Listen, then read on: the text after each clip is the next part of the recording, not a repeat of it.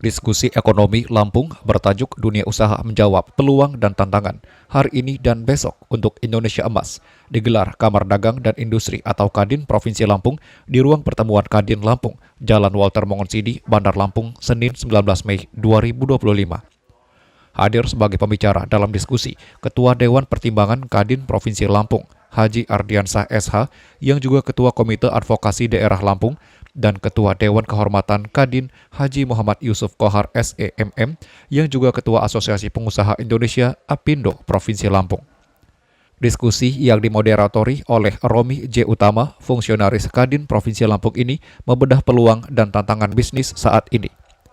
Dalam pemaparannya, Haji Ardiansah menyampaikan bisa peluang investasi dan usaha saat ini didukung penuh oleh pemerintah Provinsi Lampung, dalam hal ini Gubernur Lampung Rahmat Mirzani Jausal, termasuk dalam mempermudah akses perizinan, termasuk bagi seluruh anggota Kadin Lampung.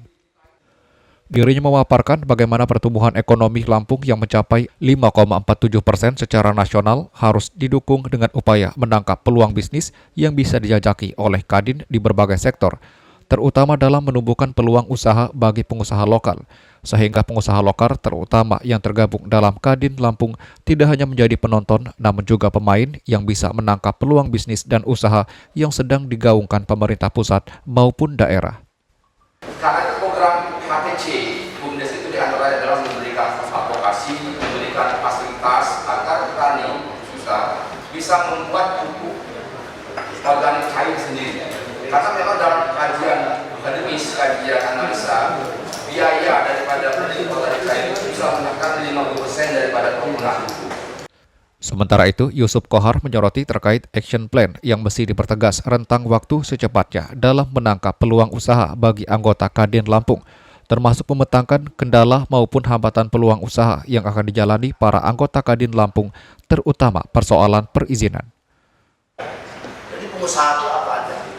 Jadi pengusaha di bidang apa saja, termasuk pendidikan, termasuk apa, semuanya punya kepentingan. Kita punya butuh itu, butuh investasi itu. Jadi jangan di kota-katakan, di kota-kota misalnya, oh itu penting ini.